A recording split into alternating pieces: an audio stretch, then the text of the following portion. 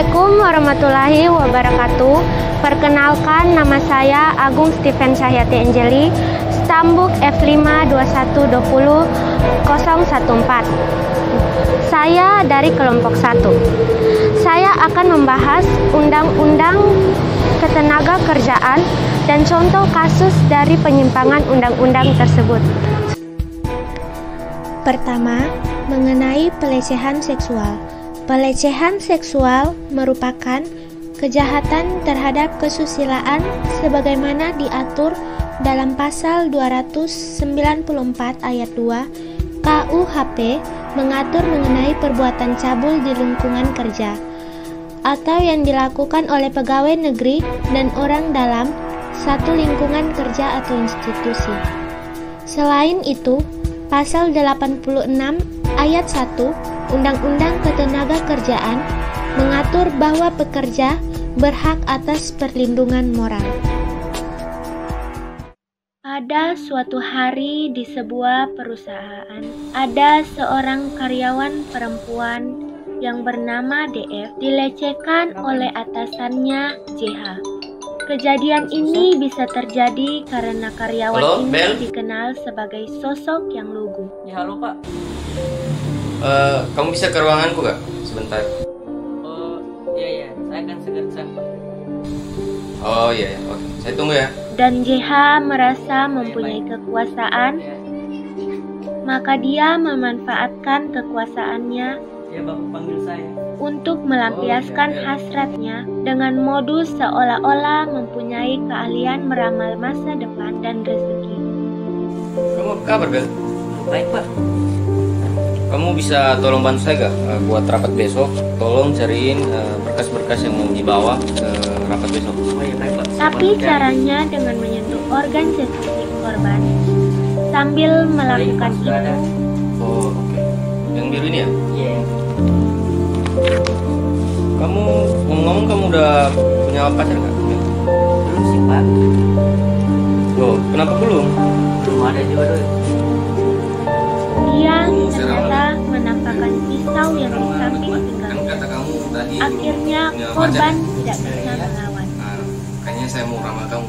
Kamu mau gak? Gimana, Pak? Ini. Ramal gimana? Aku mau ngapain? Pak, jangan, Pak. Kamu ngelawan sama saya? Tidak, Pak.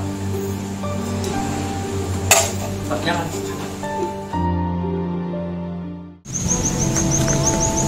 Yang kedua, tentang cuti kehamilan.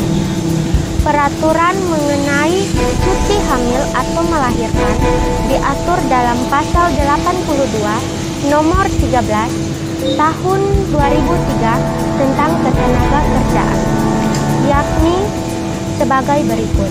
Ayat pertama menyebutkan bahwa pekerja atau buruh perempuan berhak memperoleh istirahat selama 1,5 bulan sebelum melahirkan dan 1,5 bulan setelah melahirkan menurut perhitungan dokter kandungan atau bidan.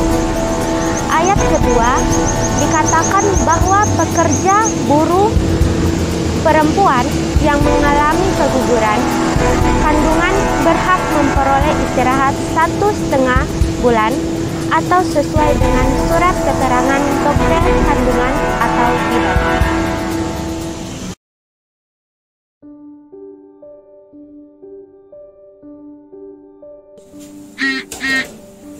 Pada suatu ketika, para pekerja wanita hamil dipaksa untuk bekerja keras. Mereka juga diharuskan menyapu dan mengepel secara jongkok sebelum mulai bekerja, hingga ditempatkan di bagian yang mengganggu kesehatan. Meskipun sudah melaporkan kehamilan, mereka diminta menunggu sampai kehamilan berusia. Padahal usia awal kehamilan adalah usia yang paling rentan. Tak hanya itu, mereka juga mendapatkan upah yang rendah. Bahkan, sistem kerja di pabrik tersebut juga dinilai tidak manusiawi.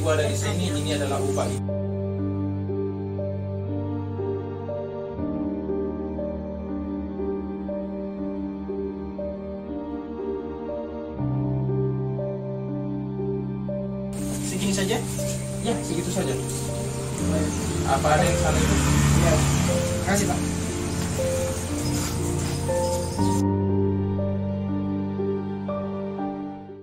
Lanjut, yang ketiga tentang disabilitas.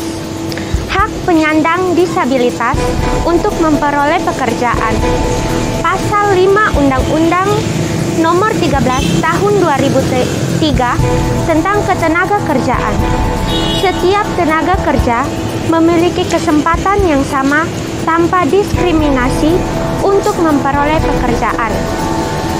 Dalam penjelasan pasal 5 Undang-Undang Ketenaga Kerjaan dijelaskan bahwa setiap tenaga kerja mempunyai hak dan kesempatan yang sama untuk memperoleh pekerjaan dan penghidupan yang layak tanpa memandang ras, agama, dan aliran politik, sesuai dengan minat dan kemampuan tenaga kerja yang bersangkutan, termaksud perlakuan yang sama terhadap penyandang cacat.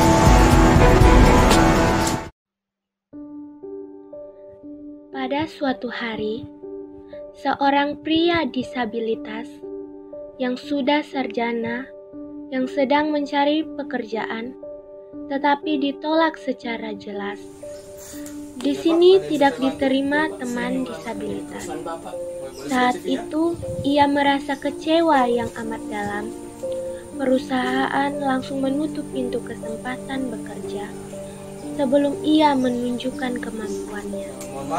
Hingga ia keluar pun merasa sedih dan berkecil hati. Alasanmu kenapa tidak diterima di perusahaan ini? Karena dibangun seperti itu. Jadi kami mengerti Bapak dapat bekerja dengan baik di sini. Terima kasih, Pak.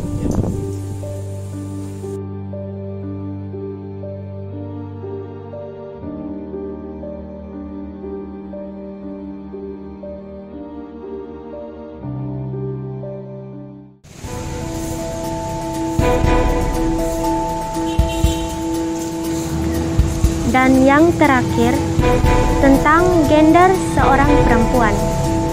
Undang-Undang Nomor 13 Tahun 2003 tentang perempuan, Pasal 86 Ayat 2 mengatakan untuk melindungi keselamatan pekerja atau buruh guna mewujudkan produktivitas kerja yang optimal, diselenggarakan upaya keselamatan dan kesehatan kerja.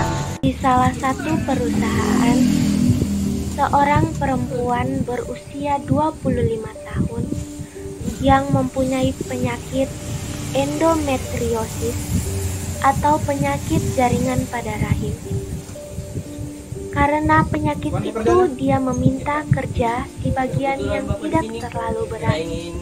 Tetapi perusahaan itu menolak, justru mengancam akan memberhentikannya dari pekerjaan.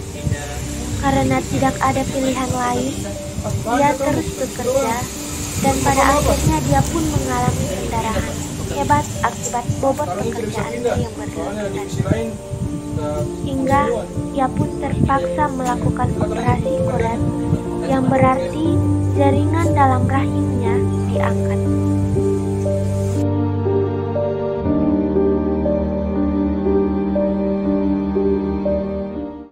Sekian video dari kelompok 1 mengenai Undang-Undang Ketenagakerjaan dan contoh kasus dari penyimpangan undang-undang tersebut. Kami ucapkan terima kasih.